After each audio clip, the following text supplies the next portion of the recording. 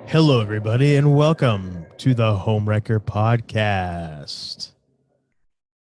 I am the Golden Greek, Alex Arion, fresh off getting yelled at by my beautiful, lovely, gorgeous, amazing, intelligent wife, the lovely Monique.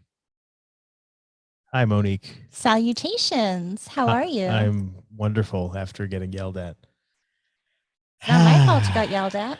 Whose fault is it? Yeah, okay, it was mine.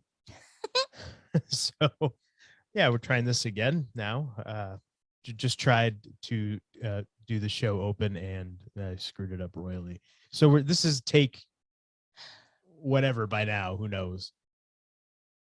How are you doing this week? I am great. That's great. And you? I'm doing fantastic. Yes, lovely. As always. Why is it lovely? But you're doing great. It's lovely. Oh, okay. Thank you so much. Yes. So please let us start off by me asking you, what's new with you? What is new with Yeah, me? because I'm sure you have some exciting things you'd like to share. At least I think that it's pretty cool, pretty exciting stuff. So please share with our hearers and watchers. Well, there is a new wonderful app called Crystal Eyes. It's Crystal and Eyes, EYES. And this is the kind of app I have been searching for years for because it's a crystal identification app. And all of our hearers and watchers know how much I love my crystals. And yeah, this new app was developed by Ryan Singer and actually his family, I believe, and they put it together to help people take a picture to identify crystals. But it's not just that, it's also a really cool community of people, and they have featured partners with the app. And I just became a partner with the app. So I am writing articles. And that's one of the cool things about the app. There's different articles from people talking about astrology, crystals, all kinds of cool different things. There's a section for astrology, and they have readings and all these really great resources of information. And they help you find where to get crystals that are ethically sourced, because a lot of times crystals come from mines and people get them and they're cheap or they're even fake. But the real ones, they're over mining the land and they're using sometimes even slave labor. So you want to make sure they're ethically sourced and you're not just stripping the land of its natural resources. And that's really important. And they help educate and find places where you can get crystals that are ethically sourced. So it's just a whole bunch of awesomeness that I get to be a part of. Congratulations. Thank you. And I was going to say, anyone can be a part of it if you subscribe, because it's a free app. Hell yeah. Yeah, you can subscribe and do like for free and then pay for a subscription. And you can get unlimited crystals to identify. And I think they're going to be working on other things for subscribers, but it's really cool. So please check it out, Crystal Eyes. And for the website, crystaleyes.app, app, or just go on Google or the App Store. At the Apple App Store. Yeah. Excellent. Very cool. Yes, thank you. Yeah, very cool. Congratulations. Thank you. Yeah, it's pretty sweet. I checked it out and everything, and I mean, that's more your stuff, more your kind of thing. But I checked it out. It's pretty cool. Definitely pretty cool. So Yeah. congratulations, and definitely a very cool thing to be a part of for you, especially. You. So yeah, everybody check that out. Anything else going on? Now I have to think. That's kind of my big exciting news. Oh, that's pretty big and exciting. So yes, very cool. Mm-hmm. How about you? What's going on? What's going on with you? You know, I feel like every week we come on here and I give like just random updates about just stuff I'm doing with either my working out or my eating or not eating. Nothing really. I'm feeling good. Life is good. I feel great. I feel like I have less and less to talk about because and that like I feel like even coming up with stuff to talk about for the show, because I feel like every day I get more and more removed from what's going on in society and the outside world and the outside world. Like I feel like I'm like removing myself even further and further from it. Like I don't care about anything that's going on out there. I really just I feel like I'm in my own world now, just myself and my immediate family, and that's it. And that's all I care about. So I don't know. It's weird. Like I really find that now, if you ask me like about current events, I don't really know much of what's going on. I don't really care. So yeah, like the focus is made basically just on myself and improving myself, my health first and foremost, because I want to be healthy so I can live a nice, long, healthy life, Hmm. and on our children and you obviously, but that's it. Like so I don't know. I feel like kind of like I'm boring the viewer or the hearer or the watcher by just talking about my my diet and how I feel. But that, I mean, that's really my only updates currently. Mm. So I'm great. Yeah, you are. Thank you so much. So what are we talking about So today? anyway, yeah, why don't we just hop right into the show this week and what we're going to be talking about. Last week we did our show on missing 411, Mhm. and one of the cases we talked about took place in, I believe it was Wyoming. And David Paulides, the author of the Missing 411 series, referenced a book called Aliens in the Forest, and it was about a case, a gentleman by the name of Donald Shrum, who in the 1960s, 1964, was and had an encounter with some beings. And the reason Paulides was uh, mentioning that case is because the way he's approaching the missing 411 and trying to solve these disappearances, what he's saying is that the longer he's been looking into it and researching and collecting all this data and examining all these different mysterious disappearances, he's saying that he thinks that he needs to start looking outside of the realm of conventional thinking. Like we typically say at the beginning of the show, we try to take conventional wisdom and ways of thinking and obliterate them completely. Well, that's like what he's saying now, is to start looking at alternative things and things that maybe people would consider to be unbelievable, for lack of a better word, extraordinary, out of the realm of normality. I don't know. So he referenced the book Aliens in the Forest, and I said that I was going to order it and everything, and I did, and I read it, and that's what we're going to talk about today. Here's the book here, if you can see it. Aliens in the Forest, the Cisco Grove UFO Encounter by No Torres and Ruben Uriarte. Pretty quick read, and it's about all about that encounter in the Cisco Grove with Donald Shrum.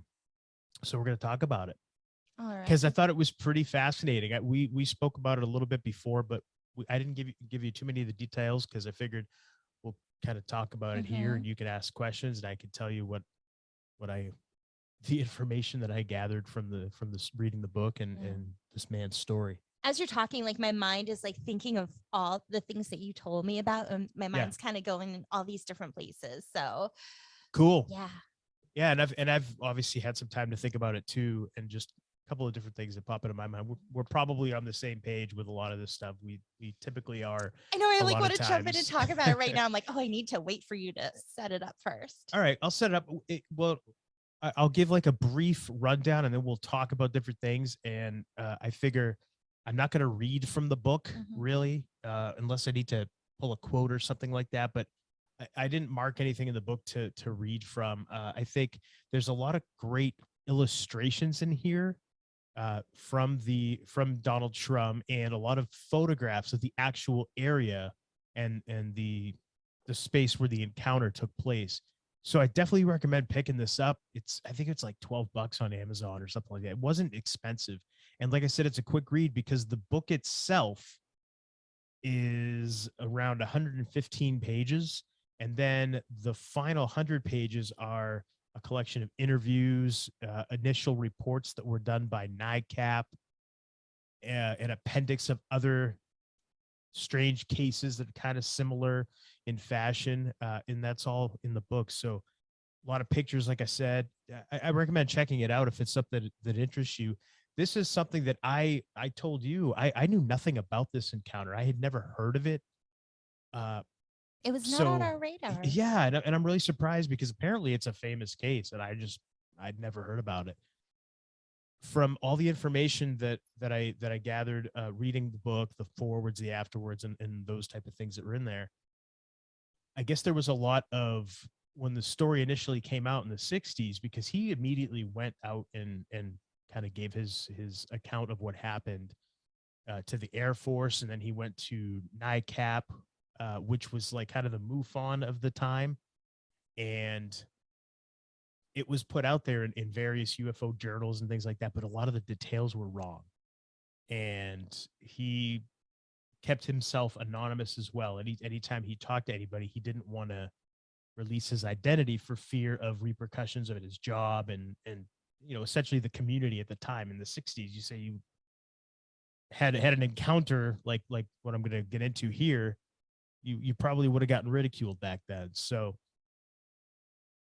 just a very, very interesting case. And I like I said, I'm just really surprised that I never heard about it until just recently. Yeah.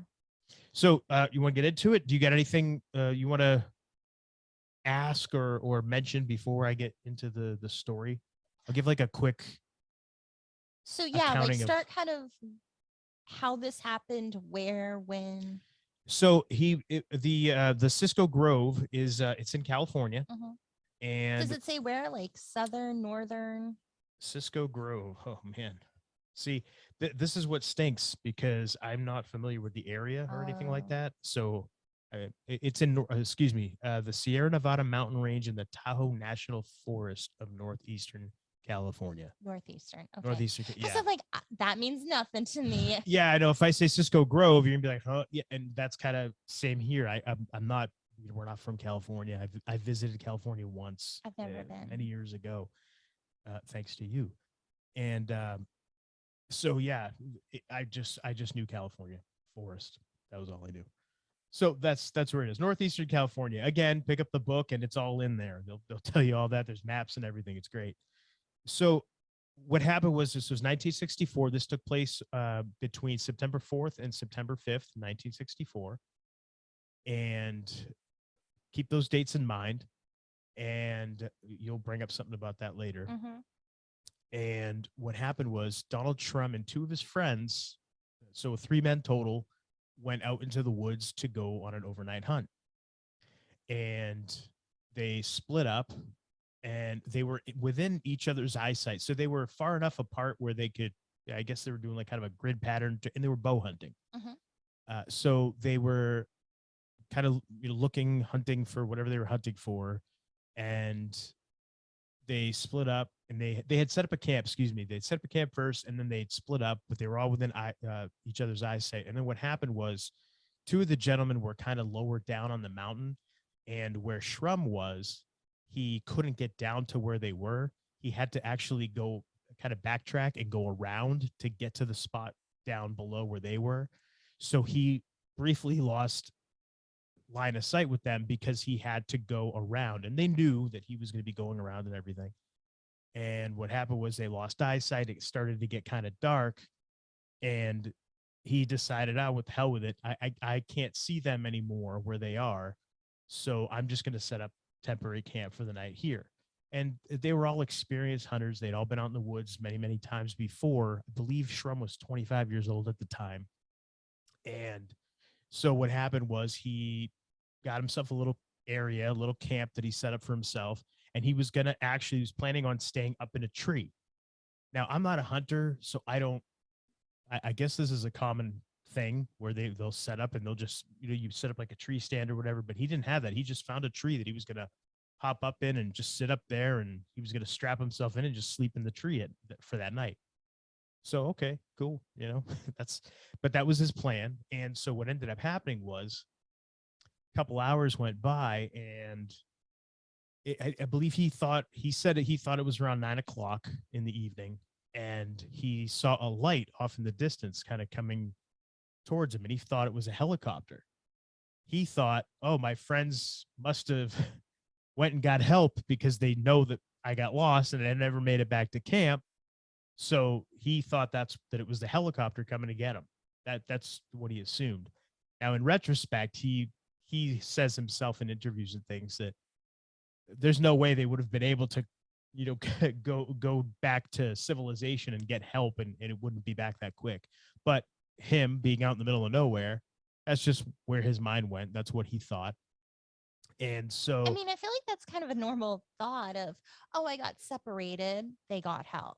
I mean, I don't know. It just seems I guess so, like but you're just not really thinking logically. You're just, yeah. So right. that makes sense. Yeah. So he sets up, like I said, he was going to step in the tree, but he sees this light coming at him. So he immediately starts a fire, like a signal fire, because he's thinking this light is a helicopter coming to get him. Well, the light's getting closer and closer, and he realizes there's no sound. He doesn't hear anything. A helicopter is loud, especially out in the middle of nowhere.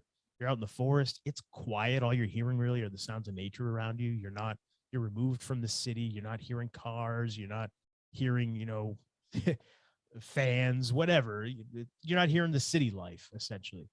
And so he realizes that there's no sound coming. So he's right away now he's like, what the hell is that thing? And it's getting closer and closer. He realizes it's a really big craft, like a cigar shaped craft. And he said it had 3 distinct panels on the side of it. And he drew a picture of it in the book. And it kind of went off past him. And now he got kind of scared because he's seeing something. He doesn't know what it is. And now remember, this is 1964. So UFOs, flying saucers, they're out there. People have heard about them, but they're not like what they are now. Back then, if you believed in that kind of stuff, you were a kook. You were considered to be a tinfoil hat wearing, whatever. You had that stigma. And so he said at the time he was indifferent about the subject either way. He didn't really care one way or the other about it. If the aliens existed or not, he didn't really care. But now he's seeing this thing and he doesn't know what it is. So that's where his mind goes right away. Oh, crap! It's a UFO. It's aliens. Because that's where else is the mind going to go at that point? Mm-hmm. And so he, again, like I said, he puts out his fire and he gets up his tree and he hides up in the tree and he's watching this light, and it kind of goes off in the distance a little bit. And then he notices this huge craft that out of one of the panels comes another light. So another light comes out and it's another craft, a smaller craft, and it starts descending down close by to where he is. It settles down behind some trees so he can't see the craft, but he starts hearing some rustling around in the brush. And he notices 2 figures, 2 humanoid figures, his words, coming out of the bushes. They're walking like human. They're not talking, but they look humanoid. They have 2 arms, 2 legs, a head, dressed all in white. He can't make out any facial features, so he's not sure if they're wearing masks or helmets or what. He doesn't know what if they're he can't tell if it's a human, but it's a humanoid type figure. So he doesn't know if it's somebody in a suit or what. Humanish. Yeah. But again, they're not talking, they're not making any sounds. And they're essentially, it looks like they're just looking around, looking at some bushes. It looks like they're taking samples. Now, again, it's dark, so he can just kind of make out what they're doing, but they don't, to his knowledge, they haven't noticed him. So he's just being real still, being real quiet, just observing them and hoping they don't see him because he's scared. He doesn't know what's happening. He's obviously, this is something that he wasn't expecting to run into out in the forest while he's bow hunting. And so a couple minutes go by. He says that more figures come out of the brush and he counts about 5. So 5, they're all, he's now about 12 feet up in a tree and he's looking down. So to gauge how big or small something is kind of tough because you're looking down, so you can't get an accurate height, right? Mm-hmm. He's guesstimating between 5 feet and 5 feet 3-4 inches tall. So 5 feet to 5'4", somewhere around there. And he said they were all built very stocky. So not muscular exactly, but just stocky. So he couldn't, but again, this is from up in a tree and it's dark and they're all wearing white. Again, nope, nothing has looked at him, acknowledged him up in the tree. He's in all camo, by the way, again, wearing hunting gear. So he's pretty well hidden, he thinks. this goes on for a little while, and then he hears some more rustling coming out of the brush. Only it's not like the quick kind of rustling. It's not, and he notices movement coming at like out of the brush towards where the rest of the group is, kind of circling around and collecting flowers, leaves, whatever they're doing. Stuff. Yeah. And it looks mechanical, and it's much bigger than the other humanoids. This also is a humanoid looking figure, but he says it's moving very mechanical like, almost like a robot. So he immediately, that's where his mind goes, is this is a robot, much bigger. He said it looked metallic, and it went over to where the fire was, and it kind of went around and put its hand down around the ashes and picked them up and was kind of like scattering them around. So he took that as a sign that almost like the fire was not good to them, or maybe because the ashes might have been hot or the embers were hot from his fire or something. So he took it as, oh, let me store that in the memory bank. Maybe they don't like fire, or they don't like heat or something. Or they don't want a Whatever. forest fire. Or that. So now this robot turns around and turns its attention to him. They know he's there. Apparently they've known the whole time, and all of them now turn their attention to him up in the tree, and they all go over towards the tree. They get to the base of the tree, and they all look up at him. And he said that the eyes were huge, almost like wearing goggles, but it looked like that was the eyes. Now, again, it's dark, so was it their face with their eyes, or were they wearing some kind of a mask? Because when you It's told tough me to that last say. night, I was like, could it be some kind of mask, goggles, eyewear? Well, he said that the eyes were so big that it looked like goggles, but he couldn't tell if it was eyes or goggles.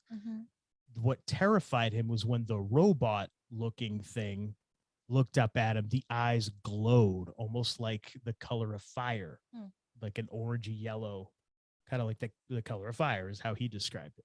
And he said that terrified him. And he did the best he could to just stay still at that point and not move, hoping that maybe if he's still, they won't bother him. They might just, kind of like if you think you see something, but you're not sure, you just kind of look for a minute, and if it doesn't move, you move on, kind of thing.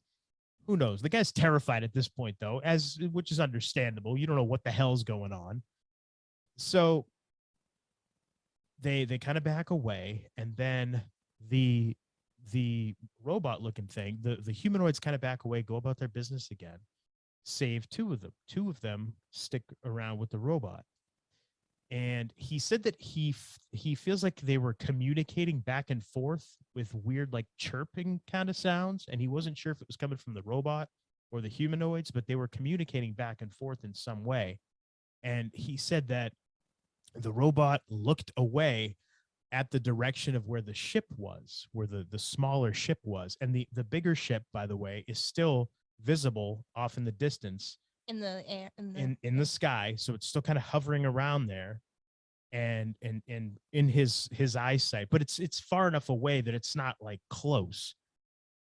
And so he said that the robot looks at the direction of the ship, and then he looks back up at him, and the mouth opens and some mist starts coming out of its mouth and goes up, starts floating up towards him. And it's like a controlled type of cloud that starts just flowing up towards him up in the tree. And he doesn't smell anything, but the next thing he knows, he passes out. And he said he was out for, it could have been couldn't have been more than a couple of seconds, because he remembers looking down, seeing this coming up at him, and he doesn't smell anything. But the next thing he knows, he sees himself falling, as I move away from my mic, falling forward kind of, and his eyes closing, and he falls face first into his bow, and that brings him back.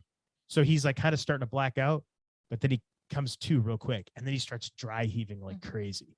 So he's obviously having some kind of reaction. So they're gassing him. They're trying to knock him out, I guess. I would assume, but it's an odorless gas, like I said, and so he just assumes, oh, they're doing something. They're trying to get me out of the tree. Now he knows they know I'm here, and they're trying to hurt me.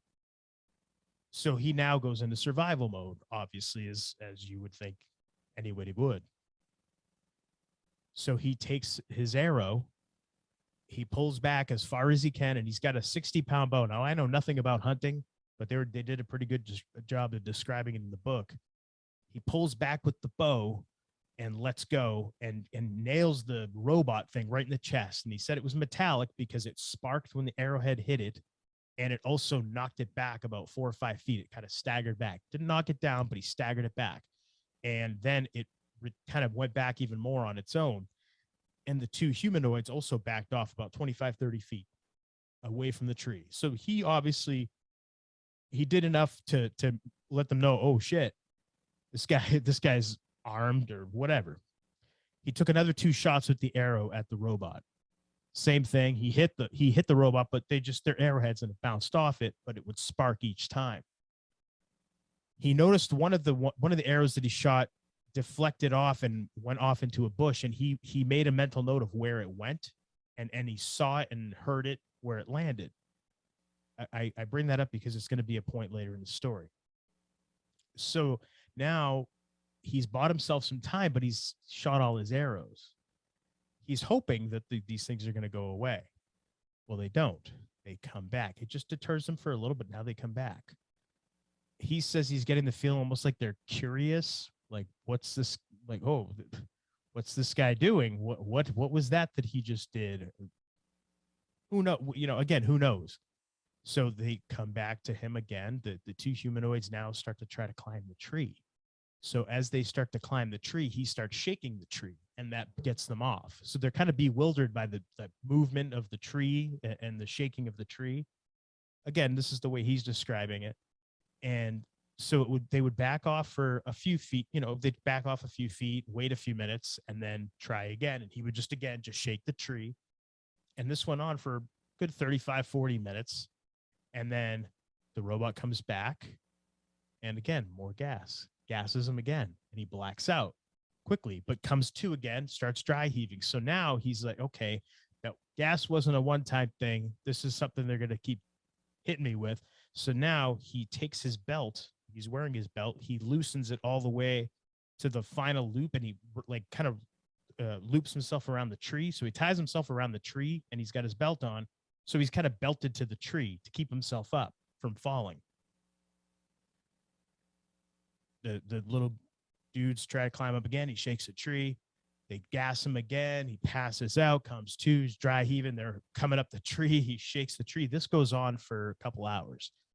He had some matchbooks that were in his pockets, and he said that every time he went hunting, he would always carry several matchbooks with him, just in case he had to start a fire. He wouldn't have to worry about how to start a fire or anything. He had plenty of matches on him. So he lights a match, lights the matchbook, and throws it down at them. And it scares them. They back off. They back away. So now he takes his hat off. He lights his hat on fire and throws it down. He's trying to light brush around him on fire to get them away, because he realizes, okay, the fire is acting as a repellent. They're obviously not liking fire being thrown at them, which I don't think anybody would, but he realizes this is a defense for him. So he's taking dollar bills out of his wallet, lighting them, whatever he's got on him. He ends up, all his camo stuff is taken off. He's wearing just his jeans and a white t-shirt, and all his other clothing, he's taken strips off and burned. And this goes on for hours and nothing. He runs out of stuff to throw at them, runs out of things to light on fire. So he starts taking his change out, and he said a couple dollars worth of change, quarters, dimes, the whole thing, whatever. And he's whipping quarters at them. He's just whipping stuff at them to keep them away, because they just keep coming up. And this goes on again, like I said, for hours. And with the robot coming, gassing him, he'd pass out for a couple seconds, come to, dry heave, rinse, repeat. This went on and on. A second robot now comes out of the brush a couple hours later. So now he's got two of these robots are now at the base of the tree, and they're both looking up at him, and they're double gassing him, trying to get him to pass out long enough for, we assume, to be taken down out of the tree to do Lord knows what with him. This is obviously what we're assuming. It would, deductive reasoning would say that's pretty safe bet. So the final time that he can recall, he did say that at one point he contemplated just letting himself loose and climbing up a little higher to a branch on the far side of the tree and jumping off into the ravine below and killing himself, just committing suicide, because he was depressed, he was desperate, he didn't know what else to do. He didn't want these things getting him, because he didn't know what they would do to him if they got him. Obviously, he must have heard stories of alleged abductions and things. And by that point, science fiction stories, movies, and TV were out, and they didn't paint aliens in the best light. So that's probably the kind of stuff he's got going on in his mind. And who can blame him? And obviously, with what they're doing, who can blame him? Mm-hmm. So now he said the only thing keeping him from jumping to his doom was the fact that he had a young wife at home and a young daughter. He had a daughter. His daughter, I believe, was 1 year old at the time. 1 year old, excuse me. And so that was the only thing. He said he had to see them and hold them and kiss them again. And that was the only thing that kept him going, that kept him fighting. So now it's the final time he gets double gassed. He recalls just kind of passing out. And this was the one that put him over the top and did him in, so to speak, where he finally passed out. He passes out and he comes to, he's not sure how long later, but now it's light out. The sun has yet to rise all the way up, so he can't see the sun yet, but it's light out now. You can see more. And he comes to, and he's just hanging from the tree. He's only hanging by his belt. His legs are dangling, his head's down. He's hanging pretty low on the tree, but there's no sign of any of the robots or humanoids. They're gone. So he kind of collects himself, dry heaves some more, gets himself, loose from the tree, and he climbs down. And now he's disoriented. Obviously, he's just been through hell all night. He doesn't know how long he's been out for. He assumes a couple minutes, but who knows? And so he gets down to the ground, and he notices that he sees all the stuff that he'd thrown down, his burned clothing. He sees the remnants of fires that he started that burnt out, some of the brush around him that burnt out. And he notices the only thing that's gone is the coins, the change that he threw. So all the thieves. All the coins are gone. And it was pretty interesting because in the book, what the authors were theorizing was that perhaps if these were aliens from another planet, another dimension, whatever, if they're not from here, that a coin is actually a really good way to study a civilization, because coins have pictures on them. They're clear. You can make out exactly what's on them. They could also be an indicator of a civilization's technology, a society's technological advances, because if it's something that's machine milled and looks real pristine and nice and neat, that could be an indicator of a more advanced type civilization, or at least an intelligent civilization. So they were theorizing that maybe that's why, if they were creatures or aliens, that's why they were taking these coins, because they were shiny and they had pictures on them and writing. So it could be something for them to study. I think that's a good guess. Seems like it could be a possibility, right? But that was the only thing that was missing. He collected his arrowheads. He found two of his arrowheads, and the third one, remember the one I mentioned before, he just left it. He left it, and he started to kind of try to make his way back to camp. He was exhausted though, and he said he just dropped after 5 minutes of walking. He dropped and he just lay down where he was on the ground and just went to sleep. One of his camp mates, his hunting buddies, saw him, found him, and got him up and brought him back to camp, helped him back to camp, made him some soup, kind of nursed him a little bit, and laid him down to sleep. And he slept for 6 hours. When he came to, both of his buddies were there. So all three are now reunited. They're all back at camp. And essentially what had happened was when they lost eyesight with him, the other two started to make their way back to camp. One of them made it back. The other one didn't. So he ended up having to sleep kind of out in the forest as well on his own, but made it back the following morning, and they saw him when he was on his way back.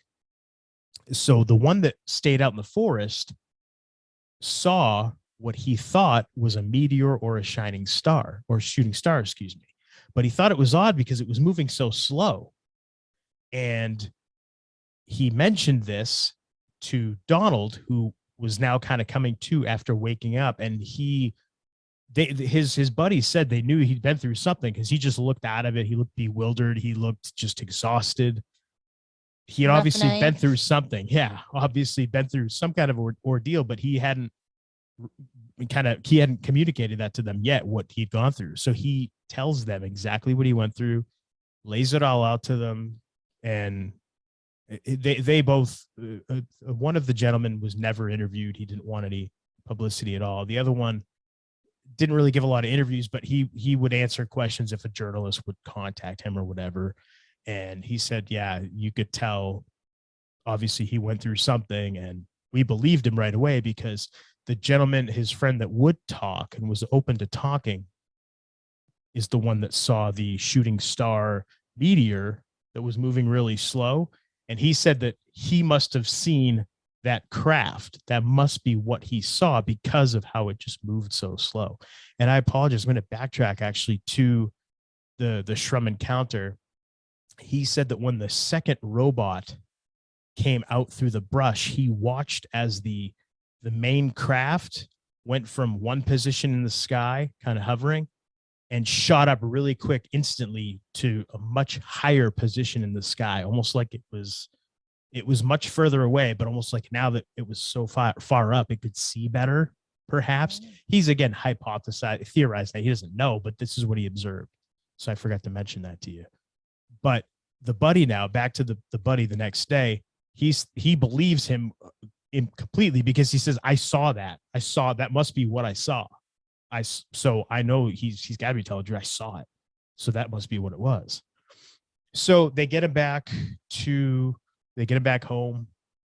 His wife said that when he came home, he was very, didn't even say hello, just came right in, sat down at the kitchen table, and immediately told her everything that he didn't say hi. He just came in and started telling the story of what he went through.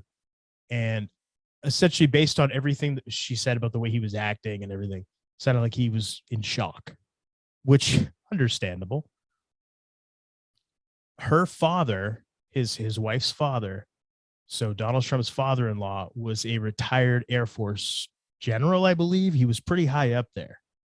And so she contacted him and asked, was there any military exercises going on in the area that he maybe stumbled upon? Because this is what he's trying to be rational about things. He's trying to not think it's aliens. He wants to make sure he rules everything else out before he goes there, because he's terrified of what he went through. So he reaches out, the father-in-law reaches out to the Air Force. They tell him, no, there was nothing going on in the area. We were nowhere near there. So take that for what it's worth. Were they? We don't know, but they said they were not.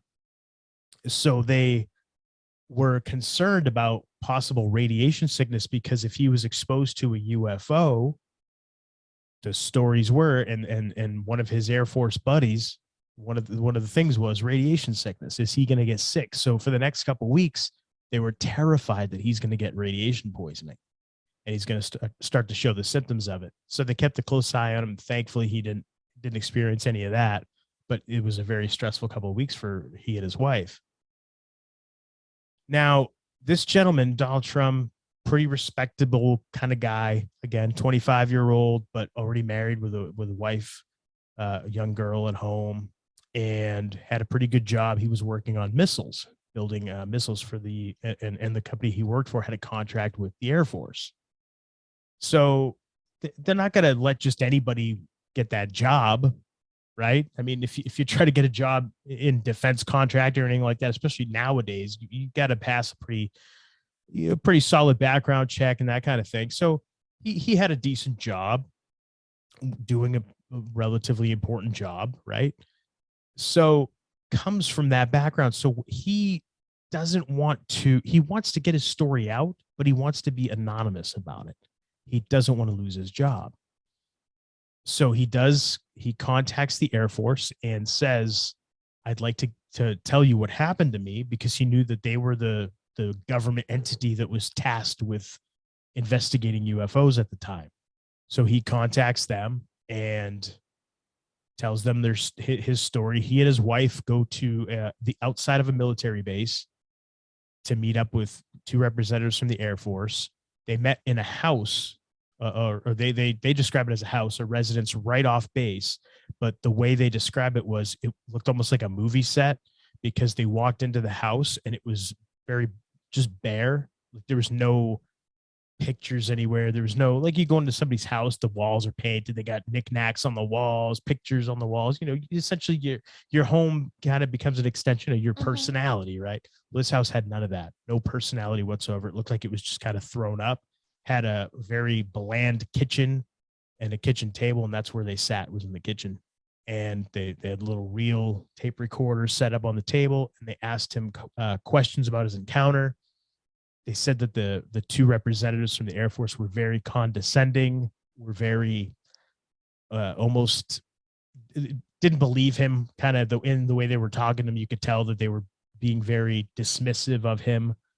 And he volunteered to go to them. He contacted them to give them his story so that he could, because he's concerned that is this going on? Like, is this something that's happening? We need to do something about this. If these are aliens, we got to do something about them. We can't let them just come down and attack our people, right? Can't be misting and gassing everybody, yeah, right, making them pass out and dry heave out there. So that's what happens. Gives them the story, and then he gives them his arrowhead, the first arrowhead that hit the robot alien thing, we'll call it, because that's the one that made the most solid contact from the closest range, and it had residue on it from whatever coating was on the metal or alloy or whatever the thing was made of. So he gave them that arrowhead and asked if he could get it back. And they said, oh yeah, we're going to run some tests on it. We'll get it back to you. We'll let you know what we find. We'll make sure we return it back to you, this and that. Of course, none of that ever happened. He never heard back from them, and they never gave him his arrowhead back. He did inquire about it, and they always just said, they said they passed it off to another laboratory that was assisting them in research. And then, of course, never heard back again. But so anyway, he gives them his story, and then he goes back to the site with his brother, some of his other friends, his wife. They took pictures of the site where the tree was, and he noticed that the area, all of his stuff, any of the the matchbooks, any of the burnt clothing, all that stuff was now gone. It had all been cleared away. How long was this after the encounter? About a week after the encounter, or excuse me, because he immediately went to the Air Force, and then about a day or two after he went to the Air Force, he went back. Okay, so within a few days. Within a few days, yeah. Okay. We'll say again, exact timeline. Read the book for the perfect details. I'm giving you a brief overview, as brief as I can make it. He notices that the whole area now has been cleaned up, and I left out another detail. When he first got down off the tree, he noticed footprints everywhere from where the beings, the humanoids, and the robot were standing, and he said that the footprints looked like somebody was wearing a moccasin, so no tread at all, but very small, almost like childlike feet. So very small feet, footprints everywhere, just very small. Well, now going back, everything's cleaned up, and he notices rake marks everywhere. So somebody went back. We're going to assume the Air Force or the military went back, cleaned up the area of all the debris that was there from him, because he, again, when he gave his encounter, he'd written out a map. He detailed exactly the location where everything was. He was very detailed in his account to the Air Force. So he's putting two and two together now, thinking, well, they must have come out here to check everything out. And he said it had to be a number of men because there were different boot marks around and cigarette butts and different packages of empty cigarettes that were thrown around the area. But all his stuff was cleaned up and gone, and there was rake marks where all the footprints were. What they missed was his third arrowhead, which, remember, when he shot it off, he noticed where it bounced off, ricocheted off of the robot, and where it flew off into the distance. And he heard and saw, he saw where it landed in a bush. He went out, he got the arrow and retrieved it. So he had that. Now he starts contacting different UFO type places. Like I said, NICAP. And his first interview that he gave with NICAP is actually in the book. So definitely recommend checking that out, where he goes over he answers a lot of the investigators' questions and gives a lot of more detail than the initial story in the book. But essentially from there, he just he gave his story out, and then he just kind of let it be, because what else are you going to do? And again, he wanted anonymity. He didn't want his name out there with anything.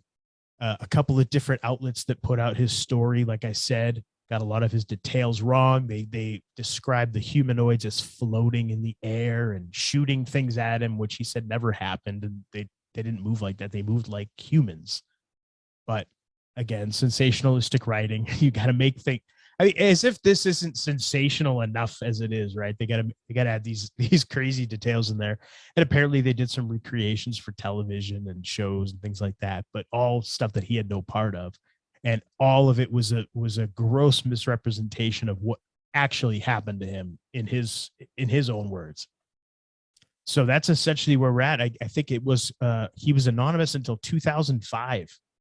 Okay. When he finally decided to come out, and he actually went to a UFO convention and gave his story and wanted to set the record straight about it. Because now, I mean, obviously this was back in the 60s. So he's an older man now. He's in his 70s, 80s. He wants to get his story out there, but apparently it's something that he's still, that was another thing. He's had a lot of PTSD from it, post-traumatic stress from it. He got nightmares. His wife said he would wake up for about 2 or 3 years after the encounter, would wake up in just cold sweats and would wake up screaming, those eyes, because he would wake up seeing the eyes in his dreams from the robot looking thing staring up at him when he's in the tree. Another thing that he noticed was he got a buzzing in his ears. And anytime he'd get a buzzing, he would look up in the sky. His wife noticed that behavior from him as well and thought it was very strange. And she said that anytime she could tell when the buzzing was happening to him, because he would just start looking up and looking around, almost like he's getting paranoid.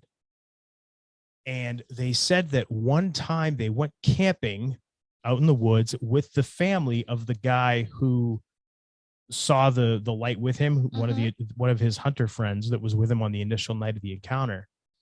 And that Donald heard the buzzing again while they were just sitting around the campfire, and they're out in the woods. And that night his wife said he was acting very paranoid, and that he actually got his handgun out of his bag and slept with it under his pillow because he was scared and he was petrified that something was going to happen. And they awoke early in the morning, about 2 or 3 in the morning, to something rustling around outside of their tent. Now, they never opened the tent to see what it was. Nothing ever tried to get in the tent. So they assumed it was just deer or elk or something. Or aliens. Right. Or that's where my mind initially went, was the fucking aliens came back for him. Holy crap. But they don't know that. But anyway. So that was one of the other things, he'd get that buzzing in his ear. So he just wanted to come forward and set all this out before, he wasn't going to be around any longer because of old age to tell his story. So he wanted to set the record straight. And that's essentially where the authors of the book, they met him there at this UFO convention. And that's where he agreed to kind of tell his story. And there you go. I have many thoughts. I'd love to hear them. First of all, what was the date he gave? So it was September 4th, 1964. So I did the math and I'm like, that comes out when you add it up, it adds up to 33. So you're talking about the numerology. Yes, the numerology, that date comes to 33. And I'm like, that's really interesting That's because we've talked interesting. about 33 on the show before. Yes. And my mind thinks, okay, is it all just set up? There's a number of things. First of all, my first thought is with these aliens, these so-called aliens, my mind goes to like, these dudes are like, hey, there's a guy up in the tree. We need to help him. Hey, and hey, come on down. And he doesn't know. Hey, let's get the robot. It's going to help him down. It'll calm him down. It'll sedate him a little. I'm thinking like you're trying to get a scared cat out of a tree and it's just making it worse. And they're like, let's climb up and go help him. He's like, he's shooting at us. Now he's throwing money at us. What the hell? Like, this is, of course, where my mind goes. But then my mind went to missing 411, where people are found in trees and when they're missing clothes. And it's like, are they doing something to like fight somebody off using their clothing? That could be very well be what might be happening. But then here's where my logic mind goes to with this. His father-in-law is a higher up in the military. Air Force. He works for a place that has a contract with the military. Yeah. And he's out hunting and this happens. And we've heard so many stories about misinformation and disinformation, how they'll put somebody out there to tell these stories about aliens that aren't true, but they make it so people think it's true. Like, oh, nobody believed him. The Air Force, didn't believe him. They laughed at him pretty much. They were cynical towards him. And yet then they checked it out to make it just seem more credible. But my mind can't help but go to, is this just a well made up story by somebody who works for the military? Well, he doesn't work for the military, though. He says he doesn't work for the military. Okay. He ended his days until retirement working, delivering plumbing supplies. So I'm not saying listen, I'm just telling you I'm telling what's you in the book. I'm telling you the story. Mm-hmm. We could pick it apart and we can go, I bet he works for the government. I bet he's misinformation is where my mind goes to all these things. Because if it is a true story, taking him at his word, you think that's pretty terrifying to be feeling like you're being attacked, to be gassed by something that you don't know what it is, but it's making you pass out. And then when you come to dry heave, like obviously it's not giving a good reaction. Right. My other thought too is like, what would happen if he just stayed on the ground and was like, hi? What would they do? Well, he didn't want to. I know he didn't want to find out. out. So was it because of the stories he heard at the time, or was it that gut instinct of run, like that animalistic instinct of I need to get away? I mean, his words, he was terrified. Mm-hmm. He was in survival mode. I don't think you go into that if you don't feel some sense of danger.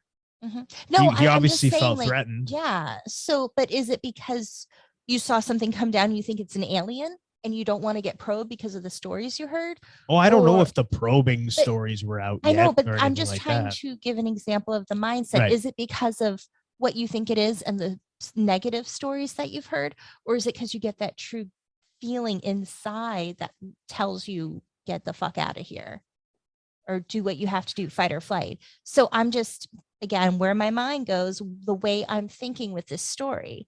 But yes, if it was true, that is terrifying. And if he's up all night and also if getting gassed towards the end, it would make sense if he stayed out longer because he's so exhausted. Oh yeah. By this point, he's out. He's been up all night. Mm-hmm. I'm sure his adrenals are just shot. Yeah. His adrenaline's got to be just expent. Mm-hmm. You would think he's got to be thirsty, hungry. He threw his canteen at them. Like, does he have to go to the bathroom? I mean, start pissing on the aliens. Maybe I can short circuit the robot. Just starts doing his best monkey impersonation, pooping his hand, throwing it at them. I don't know. No, I just think that I mean, the story, the way it's told, it makes sense. Like, okay, this is somebody in fight or flight. They're in survival mode, Right. and they're just doing what they can think of to survive. But then, of course, my mind goes in all these different places about And what it could be. anytime that I hear government of any type of government agency, my mind goes there now too. And because of all the different stories we've heard of the misinformation, the disinformation, and that type of stuff that's out there. So my mind, I do the same thing, but I think we have to be careful not to do that too much. I think it's okay to have that skeptical mindset and to have those what if questions. But I think that when we do it too much now, no one's ever going to tell the truth. But no one's ever credible because the government's Yeah. involved. So we have to be careful to walk that fine line and not just immediately dismiss something And I because agree, of, because I have another place where my mind goes too. oh boy. I'm thinking, because of his ties to the military, what if people like that are specifically picked on? So people who think that way won't believe them. I don't know. Or like, what if they're just like, oh yeah, hey, my son-in-law, let's fuck with him today, or whatever the reason is.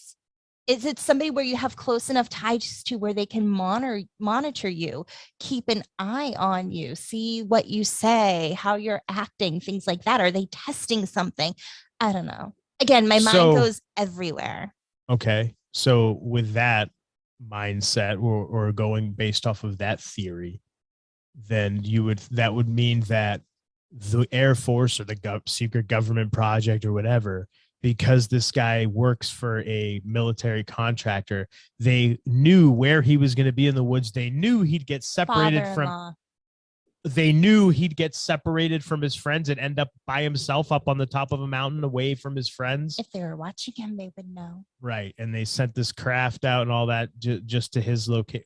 If they were watching with what, drones? What, like, this is 1964. And that was the other thought. Yeah, because pretty sure they've had that technology. What if those masks gave them either infrared, so they could like have night vision, or some kind of heat signature?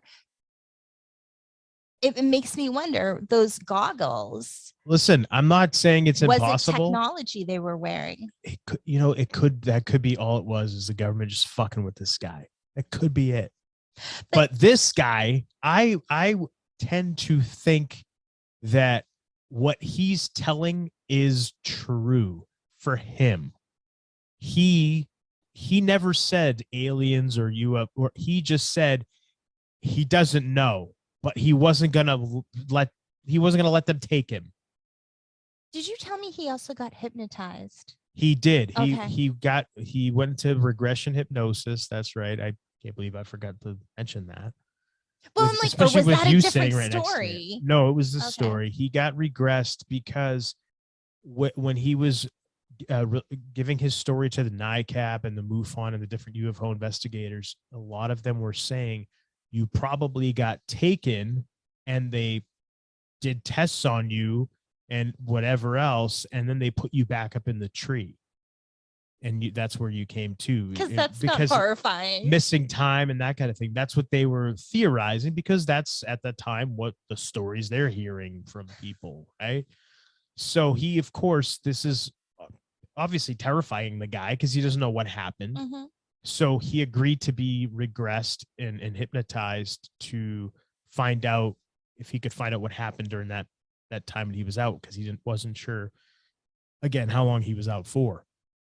So they regressed him, and I guess what happened was the first time his wife made them stop because he was getting really angry and really just scared and terrified, and she was getting upset watching it, so she made them stop, pull him out. So I guess the next time they went in and put him under, they had him be, you're probably better with the language of this than me. Oh, obviously you are.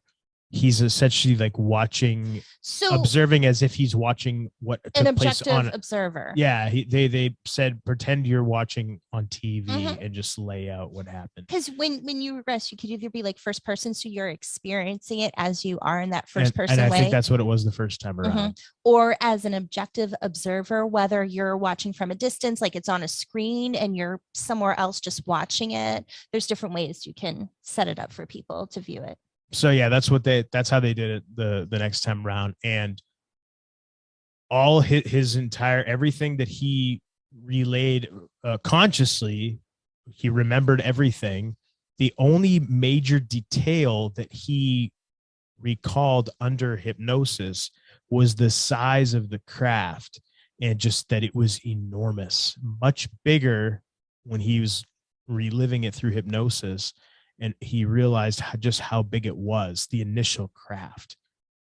And it was massive, at least 300 to 400 yards wide and cigar shaped. So just really massive aircraft that was just sitting there hovering in the sky this entire time. But going through his encounter again during this hypnosis session, he was gassed. He was only out for a few minutes. He never left the tree. They never made it up to get him. For whatever reason, they were like, "Fuck this guy, let's go." They just took off. Maybe because it was starting to get light out, they just took off. They were exhausted from trying to help him. They had it with this guy. Let him stay in the tree. We're not helping him anymore. You know, we're taking his money too. Yeah, let's just get these coins. These are shiny. Let's take these. These are cool. We'll stop at the 7-Eleven on the way out. Yeah, so that was, he was regressed, but that was it. That was the only thing he recalled, was just the size of the craft being just massive. So I shared my thoughts, my like everywhere thoughts with this. What are your thoughts on this? I tend to believe his story the way he said it. I think he believes that he was in danger, obviously due to the way he acted and everything. I left out the 2 arrowheads that he had remaining. He did give those to NICAP to send them out to a metallurgist to get them analyzed. And the way it was explained in the book, the arrowheads were wrapped in cotton and shipped off, and whatever residue was on the arrowhead must have come off on the cotton or flaked off into the cotton. So they were not packaged properly to get analyzed. And when they arrived at the metallurgist, there was nothing on the arrowhead to analyze, and they didn't realize that it must have fallen into the cotton because they had thrown the packaging away. And so they never were able to find anything on there. And like I said, the Air Force never reached back to him and never returned his arrowhead, never gave him any information that they may or may not have found. So your thoughts? So my thoughts are that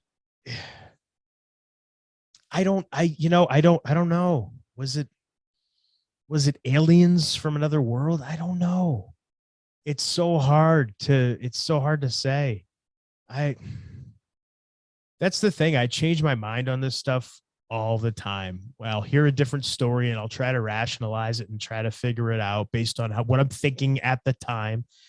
I don't know. I want to say that it had to have been some kind of a if it not a government project, some type of a clandestine operation that was going on. But I think that it was definitely, I think it was humans. I think they were either just messing with the guy, I think if they really wanted to get up to him, they would have. I think it was kind of one of those, they're just kind of messing with this guy, see what they can get him to do, get him not to do. But why are they so small?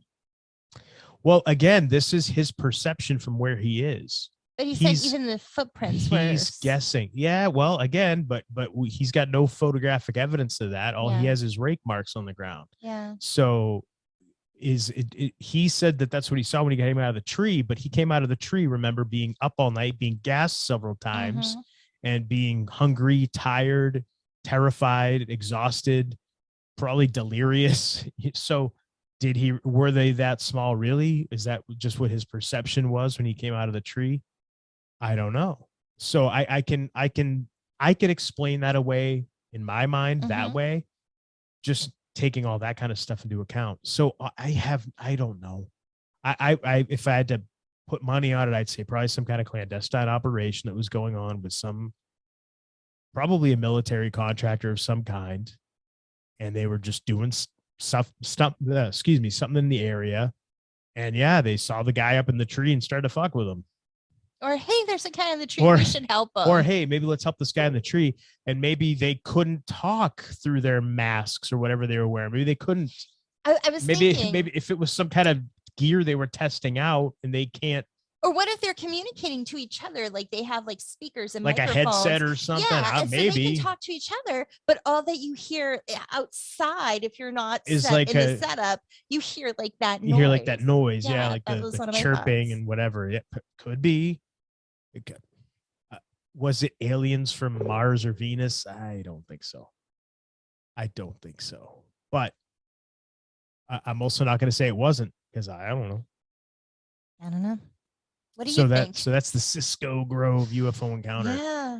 I definitely recommend getting the book and checking it out. Like I said, it's pretty inexpensive. I gave you most of the story, but there's illustrations. There's a lot of stuff in there. He's got the maps in there, the whole thing. It's like I said, it's a quick read because it's got the maps, the diagrams, pictures. They're all interspersed throughout the story, throughout the text, and it's pretty good. There's a lot of just interesting theories put forth by the authors, by just different people that have interviewed Donald Shrum, and they all say that he seems credible. He seems like an honest guy. He doesn't seem like he has any. I mean, I don't think he's made any money off this story. Not until recently. I don't even know if he gets any money from this book, because it's just his story. He didn't write it, so I don't know. I don't know how any of that stuff works. And honestly, I don't know how rich can you get off of a book like this? You know what I mean? Like, sometimes it's not about the money.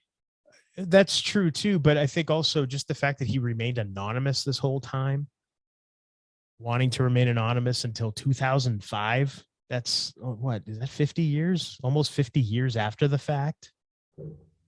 What I mean, and this stage of his life where he's got grown children, grandkids, and everything by this point, like, are you really looking for any more glory or any kind of notoriety at this point? It seems like he's just a guy, an honest guy who just wanted to get his story out there. He went through something. And again, tying it into Missing 411 from last week, is this maybe something that's happening in the woods? Is this maybe what's occurring? Could this explain, like you were mentioning, that some of the folks that end up in trees, some of the folks that end up without their clothes on, if that's what these beings were doing, then he did the right damn thing by not letting them get him. He did the right thing by surviving and waiting to hold and kiss his wife and daughter again. So I don't know, but I definitely think, going back to the Missing 411, I think Politis is onto something. I think it's got to be, in order to figure out what's happening to people out there, you have to start looking at things like this. And maybe it is something like this that's occurring.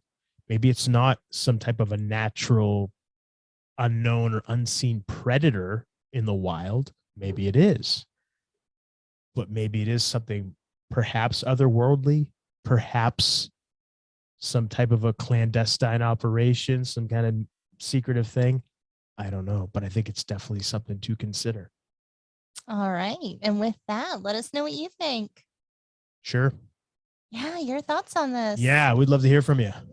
But you got any final thoughts on the Cisco Grove UFO I Encounter? gave all my thoughts. Anything else you want to mention? No, I mean, that's I think I shared everywhere my mind went. Hearing the story, I shared it. All right. Fantastic. Yeah. So until next time, I am the Golden Greek, Alex Arion, joined as always by my beautiful, lovely, gorgeous, amazing, intelligent, certified hypnotherapist. Now on the Crystal Eyes app, the lovely Monique. And you've been listening to the Homewrecker podcast. We love hearing from and interacting with our hearers and watchers. Feel free to reach out to us on Twitter @HomewreckerPod.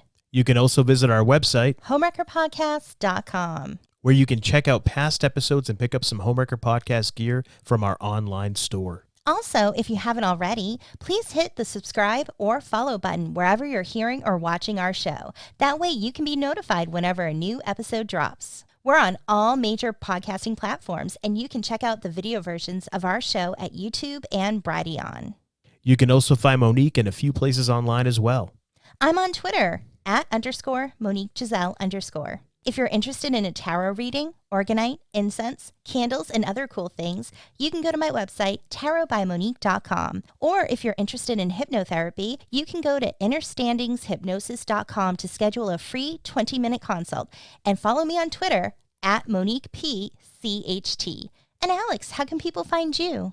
You can find me on Twitter @TheAlexArion, and you can check out my website, alexarionfitness.com. And if that's too much to remember, we get it. That's why we put it all in our show notes. Thanks for spending your time with us, and we appreciate all of your support. We do. Thank you. We love you.